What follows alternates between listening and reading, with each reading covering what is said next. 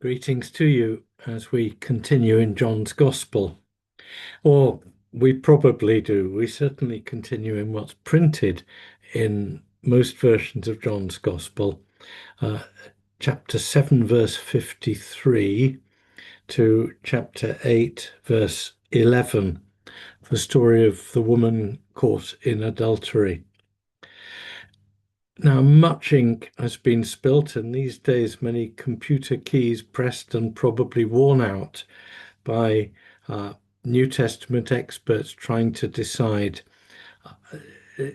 is this from the same author as the rest of John's Gospel? Was it originally included here? Was it originally somewhere else? Has it slipped here by mistake?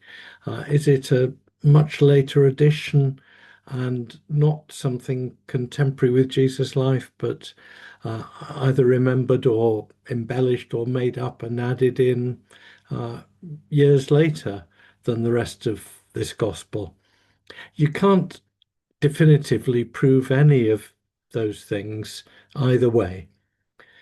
It doesn't appear in the oldest document, manuscripts, whatever, of John's Gospel that we possess, that the archaeologists have found, or that are in museums or caves or anywhere else.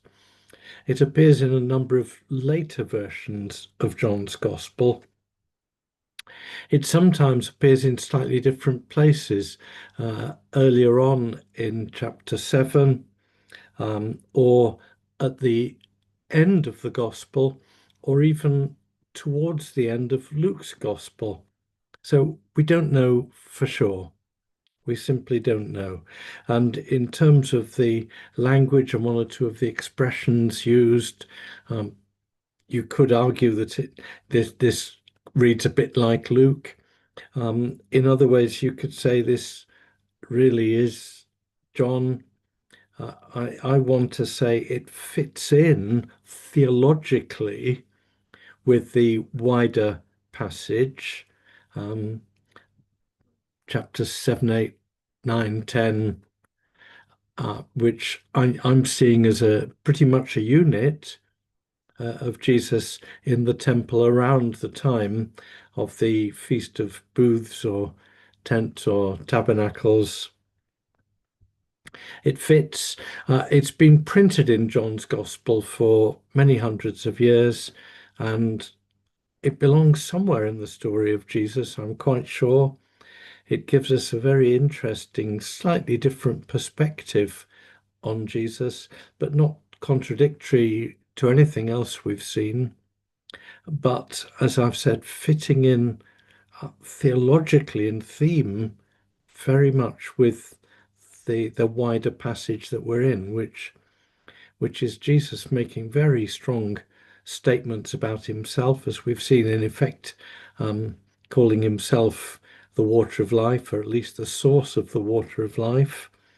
And as we will see next time, calling himself the light of the world, and doing all this in the temple in Jerusalem at the time of the great autumn harvest festival, as we might call it.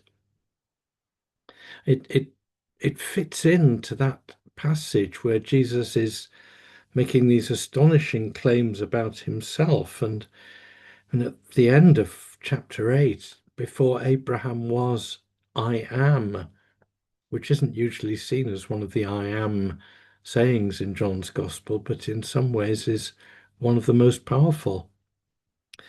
Jesus is making astonishing claims about himself in verses 7 to 10, chapter 7 to 10, proving them in chapter 11 with raising Lazarus from the dead.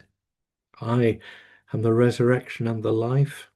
And all this time that he's making these claims, the Jewish religious leaders are attacking him and out to get him, trying and failing to have him arrested.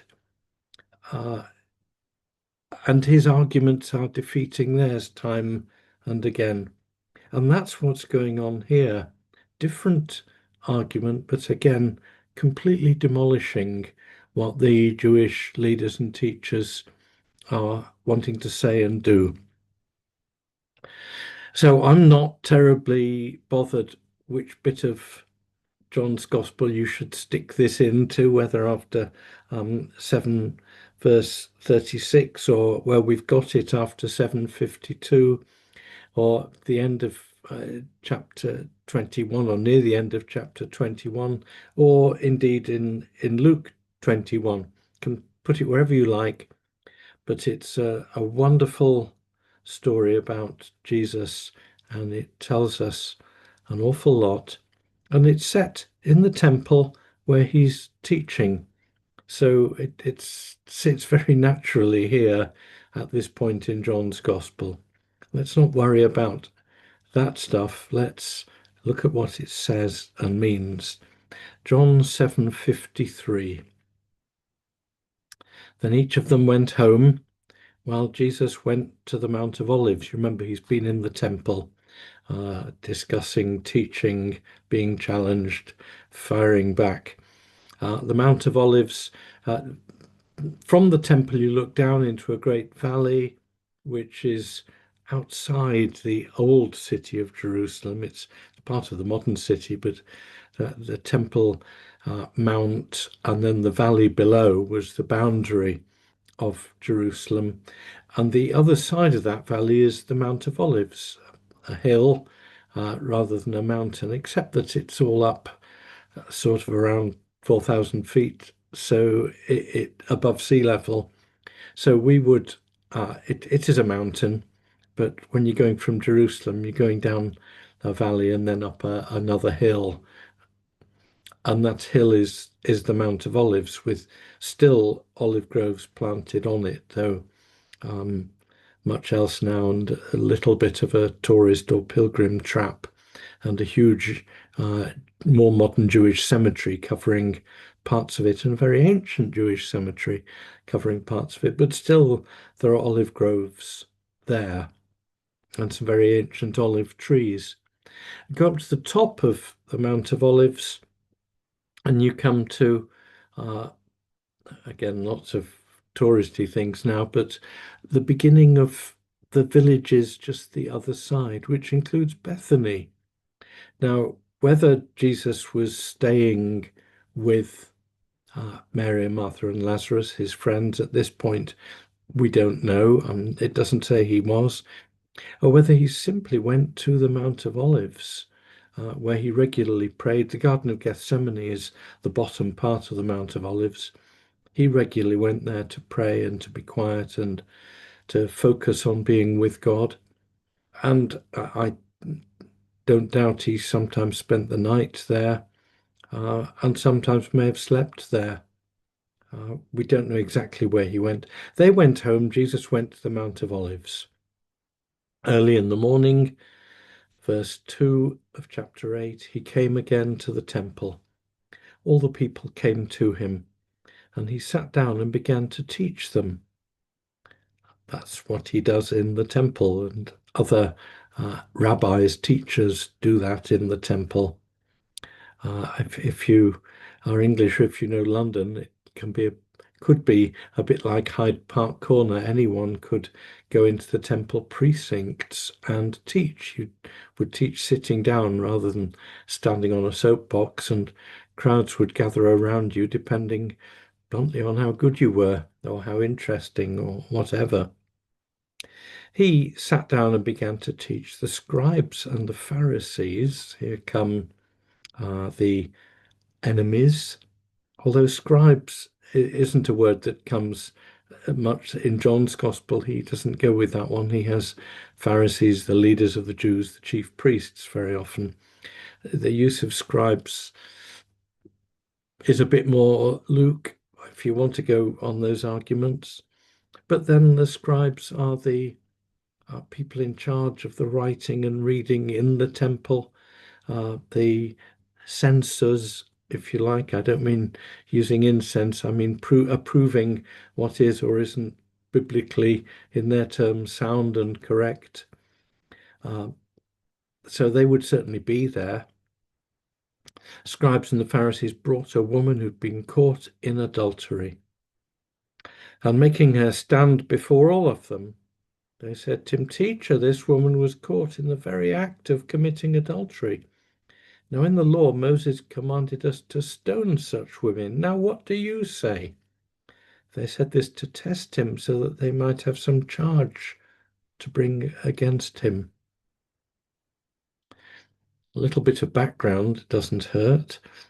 In the law of Moses, yes, uh, a woman caught in adultery was to be stoned because adultery, breaking marriage vows, was so serious in their thinking.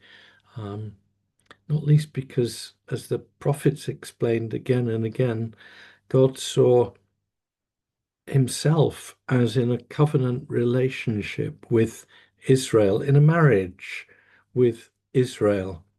And when Israel went astray from following God, Israel was described as being adulterous. And the whole idea of adultery and marriage, faithfulness, and commitment was seen as a picture of God's relationship with his people and his people's relationship with him.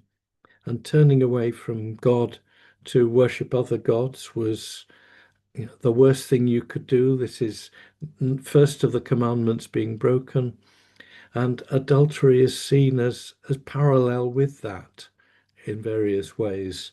So it's seen as incredibly serious, and whatever we make of Old Testament law and the application of it, adultery was punishable by death and stoning to death.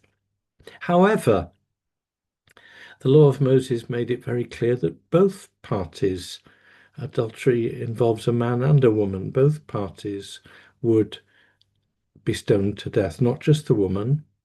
So they're missing out. There's a bit of patriarchy, a bit of male dominance coming in here. If they caught one, they caught two. The man they let off, and the woman they want to make an example of. So they haven't quite got hold of the law of Moses properly. The law of Moses also insists that if a pair are caught in adultery, they would be stoned to death on the evidence of two or three witnesses, and the witnesses would cast the first stones. There'd be some sort of hearing, and the community would be there and gathered around, and it would be a communal act of killing or execution. But the witnesses would cast the first stones always. And this was why bearing false witness was also in the Ten Commandments, that bearing witness meant that you were telling of that person's guilt, and you were so sure of it and so sure of your own correctness and innocence in telling that, that you would be the first to cast the stone in a public execution.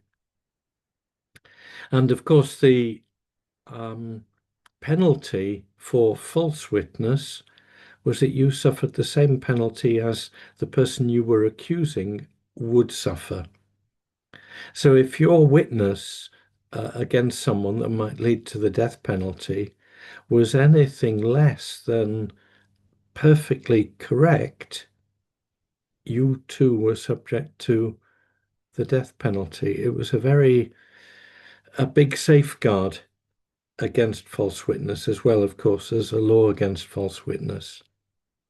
There's also the complication here, and this is, I expect, part of the test that they're throwing against Jesus, or throwing at Jesus, that the Roman authorities didn't allow the Jews to carry out execution. When Rome conquered countries, it gave certain freedom to countries to carry on with their own religion as long as they included the Roman religions with it, and their own laws to some extent. But conquered or subjugated countries couldn't exercise the death penalty. Only Rome could do that. And that explains some of the stuff around Jesus' trials, where they insist on Pilate passing the death sentence because they know that under Roman law, even if Jesus is guilty, they can't pass a death sentence. Only Rome can do that. Although you get some strange stuff where Pilate doesn't really want to pass the death sentence and tells them you do it. It's no one wanted to take responsibility in some ways. So they're throwing a big test at Jesus. I think for them the test was, is he going to usurp Rome and say death penalty, or is he going to deny Moses and say no death penalty? But of course they've got the situation wrong because they've brought the woman but not the man, and we've no sign of the witnesses queuing up to cast the first stone. Anyway, back to Jesus. They said this to test him, verse 6, so they might have some charge to bring against him. Jesus bent down and wrote with his finger on the ground. Much of the ink that's been spilt over this and many of the computer keys that have been worn out are speculating what he might have written. We don't know. Verse 7. When they kept on questioning him, he straightened up and said to them, let anyone among you who is without sin be the first to throw a stone at her. Once again he bent down and wrote on the ground. When they heard it, they went away one by one, beginning with the elders.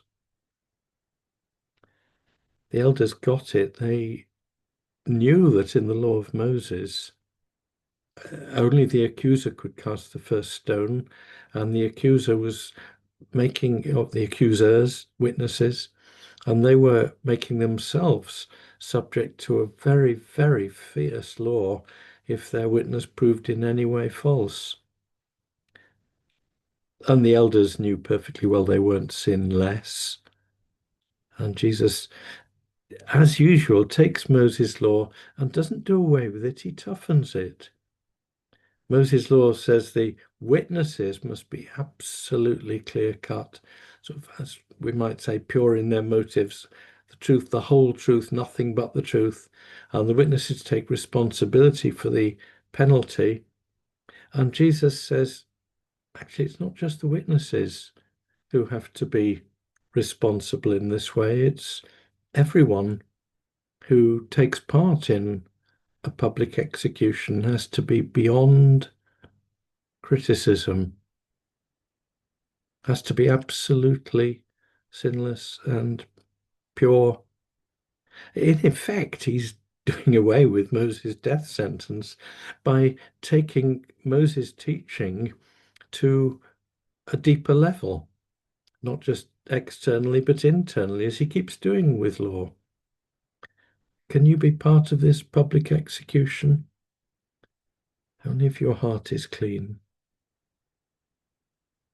Only if your deeds and your thoughts and your words are without sin can you demand human life.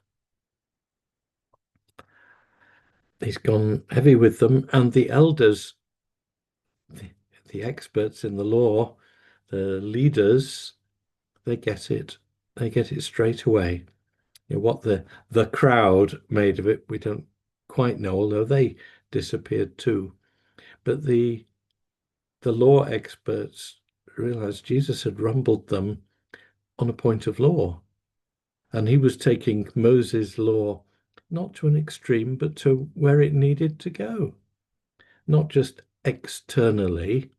He isn't just asking, is there anyone here who hasn't committed adultery? They may cast the first stone. No, he's saying anyone without sin. As in the Sermon on the Mount, where he takes the sin of adultery and says, in effect, lust is just as bad. Here he is internalizing the law. You can only be part of this rigid enforcement of the law up to the death penalty if you yourself are completely without sin. And the elders, the law experts, get it and they slink away. And Jesus was left alone with the woman standing before him, verse 9. Verse 10, Jesus straightened up and said to her, Woman, where are they? Has no one condemned you?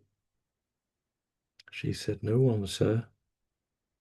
And Jesus said, Neither do I condemn you. Go your way, and from now on, do not sin again. He's not saying you haven't sinned. He's not saying what you've been doing is okay.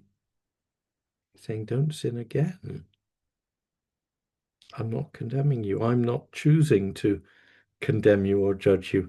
Jesus had a right to condemn or judge as the only one there who was without sin, but Jesus chose not to. Go your way, and from now on, do not sin again. He's not excusing her sin in any way, and he's naming it as sin, and he's challenging her to go and live differently in future. I've said this fits in with the whole rest of it. It's a lovely story on its own, and it has a great deal to teach us on its own, and we need to learn it and take it on board and breathe a huge sigh of relief that Jesus doesn't condemn us.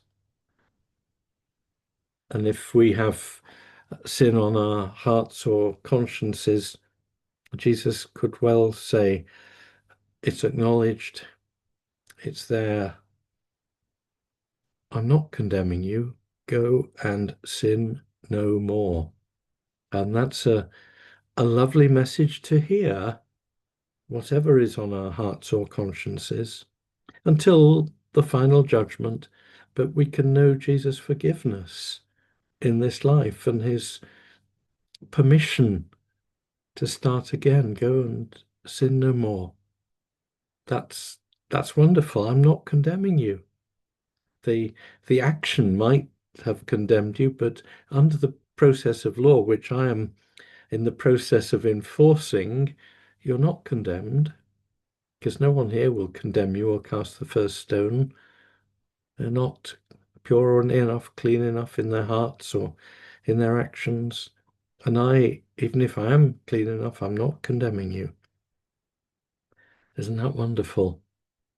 But it's in this larger section, and I love to get things into their context, or as some of the Bible experts these days call the co-text. Context is the history and the geography and so on, and co-text is how it fits in with the passage and the verses around. Well, here's passage and verses around this section, all based at the temple during the festival of the booths, the late harvest festival. Jesus is making these astonishing claims for himself, and they are wanting to condemn him. Now, part of the claim Jesus is making, in effect, is to be sinless. Neither do I condemn you. I have the right to condemn you. They don't, because they're sinful too. I have the right to condemn you, but I choose not to. It's another of those claims, I think. But he's saying to all those around who aren't listening, but they'll hear what happened, because this woman clearly spread the word of what had been said, and it was remembered and recorded. Was anyone innocent enough to condemn you? No. Is anyone innocent enough to condemn Jesus? Because that's what's going on in chapter 7, 8, 9, 10. They're out to get him. In 11 too, after he's raised Lazarus from the dead, they're out to get him. And on what basis? And how's this to be judged? And is anyone in a position to do that? Is he guilty or not? Well, He's only guilty of blasphemy and these other things if what he's saying isn't true. If he has the right to condemn and chooses not to, then he's not blasphemous. If he is equal with God and he's come from God and he can give living water and light, and if he was before Abraham, then he's not guilty of anything for saying so. But are they innocent enough, pure enough to condemn him? Condemnation and judgment is real. God is a judge, and we will all know that one day. But he's a just judge and he's a merciful judge. And although this was a situation in which Jesus could have condemned, and he wasn't going to throw stones, but he could have said, "You're a sinner and you're unforgiven, and just wait till you meet your God." He didn't say anything like that. He chooses to show mercy. And that's the challenge which the Jewish leaders just haven't got. It's not just, is Jesus true? Well, yes, actually he is, though they didn't like what he was saying or believe what he was saying in his claims about himself. But are they pure enough to judge and to condemn? And in any case, Jesus is showing us that God loves mercy. He loves to give people a second chance. He loves to allow this woman to start again and get her life right. And the implied question here is, these Pharisees and scribes and Jewish leaders and teachers who are out to get him, do they love mercy? Are their hearts like God's heart, hating sin but loving mercy? Doesn't look like it, does it? And there's the question. And there's a wonderful question and challenge to each of us. We're very conscious of sin and horrors in the world. We're very conscious sometimes of sin in ourselves, and we look to God for mercy. Are we those who show mercy? Are we those who forgive?